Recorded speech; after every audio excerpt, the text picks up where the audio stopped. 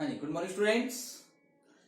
हम जो topic discuss कर रहे थे इंडिया फॉरेन ट्रेड, जो हमारा प्रीवियस टॉपिक था वो था India foreign trade on the eve of independence. आज का हमारा जो टॉपिक है वो है India foreign trade after independence, कि 1947 के बाद हमारी ट्रेड पॉलिसी के अंदर क्या चेंजेस आए, हमारे ट्रेड में क्या बदलाव आए। तो मैंने कहा था कि किसी भी कंट्री के ट्रेड को हम लोग तीन कंपोनेंट से आइडेंटिफाई करते हैं: volume of foreign trade, composition of foreign trade and direction of foreign trade. Student, जैसे कि आपको पता है, after independence we adopted industrial policy 1948, 1956। उसके बाद भी हुआ क्या, काफी सारी इंडस्ट्री देश के अंदर एस्टैब्लिश हुई। अब जिन मैन्युफैक्चर गुड्स का हम लोग पहले इंपोर्ट करते थे, बाहर से मंगाते थे, तो नेचुरल बात है उनका डोमेस्टिक प्रोडक्शन स्टार्ट हो गया। इतनी सारी इंडस्ट्री देश में अंदर लगी which help in our economic growth. हमारे देश को बहुत बेनिफिट हुआ, इकोनॉमिक ग्रोथ इंक्रीज हुई हमारी कंट्री की।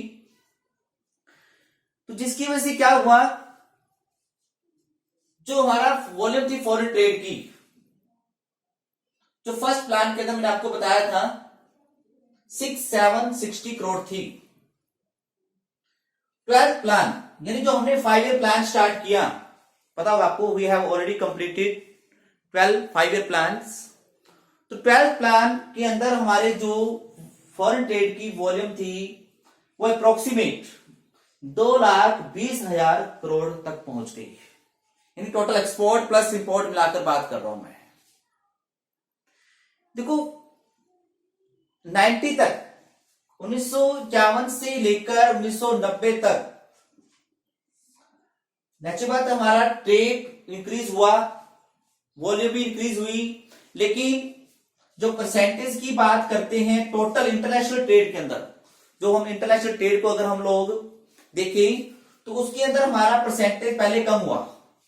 लेकिन 91 के अंदर हमने एक नई इकोनॉमिक पॉलिसी अडॉप्ट की।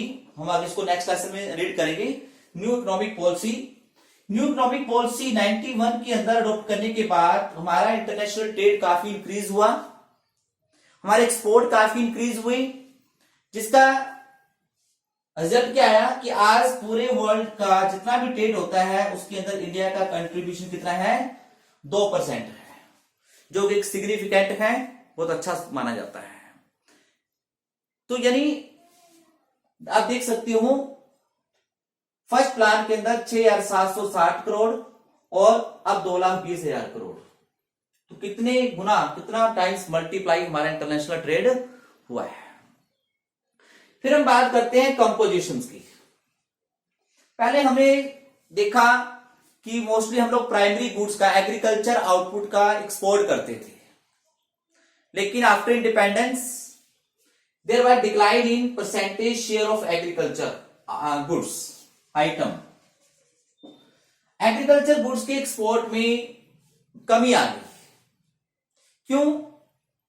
क्योंकि आफ्टर इंडिपेंडेंस देश की पॉपुलेशन भी इंक्रीज होने लगी, जिसकी वजह से डोमेस्टिक डिमांड्स भी इंक्रीज होने लगी।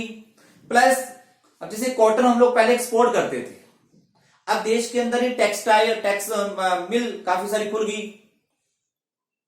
टेक्सटाइल खुलने लगी, ठीक है, जिसके अंदर कॉटन की डिमांड बढ़ने लगी। तो उसकी वजह से हमारा एक्सपोर्ट क्या होने लग गया, कम होने लग गया, ठीक है।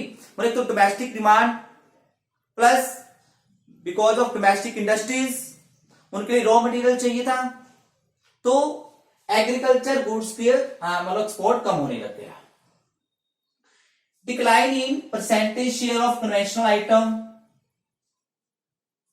मतलब कुछ ऐसे आइटम हैं जो हम काफी सालों से एक्सपोर्ट करते आ रहे थे, जैसे राइस, टी, कॉफी, काफी सारे ऐसे आइटम हैं, स्पाइसेस, मसाले वगैरह हम बहुत एक्सपोर्ट करते थे, हमारे वर्ल्ड फेमस थे।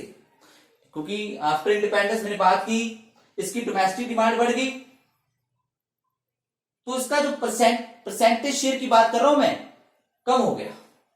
वॉल्यूम बढ़ी है, नो डाउट, वॉल्यूम बढ़ी है, परसेंटेज की बात कर रहा हूं मैं।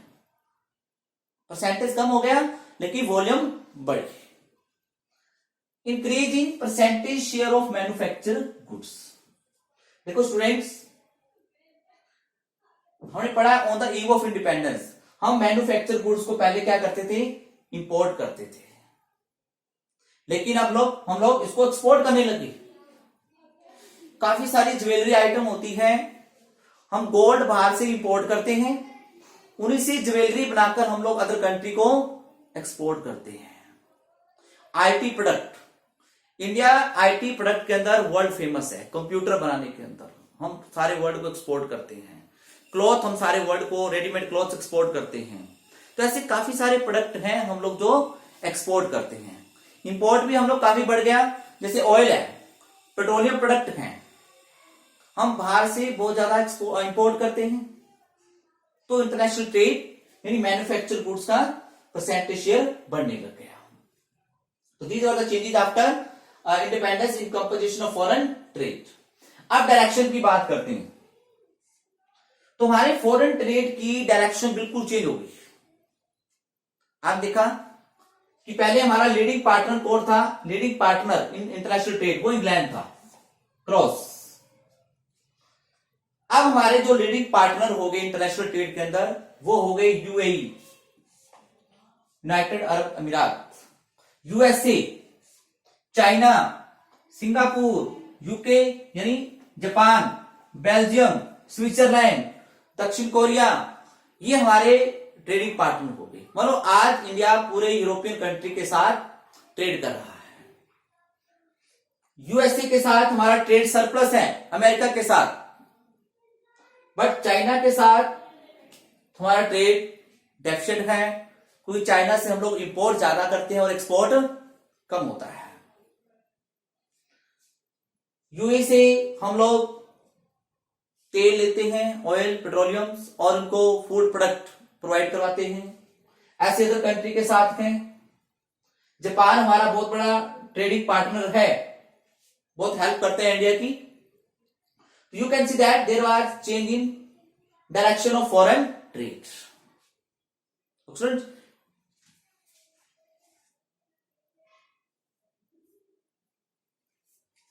यानी 1 minute कि I want to tell you that कि 91 के अंदर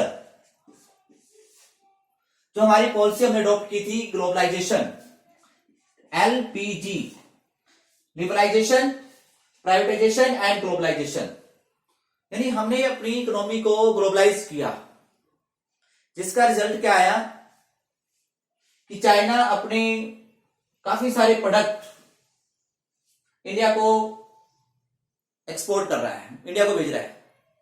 क्योंकि इस पॉलिसी को अडॉप्ट करने का मतलब है जो आप लोगों ने दूसरे कंट्री के ऊपर ट्रेड बैरियर लगा रखे है ना, टैक्स वगैरह, या वो हटाने पड़ते हैं, उसका बेनिफिट चाइना ने उठाया और चाइना हमारा एक बिगेस्ट ट्रेडिंग पार्टनर बन गया। लगभग 15% हमारा ट्रेड किसके साथ होता है, चाइना के साथ होता है। यूएसए के साथ हमारा ट्रेड काफी अच्छा है, और भी काफी कंट्रीज हैं। तो स्टूडेंट, ये था आपका topic, India foreign trade after independence. इसको आपने रीड करना है, ये 4 मार्क्स का आपका क्वेश्चन है। Okay students.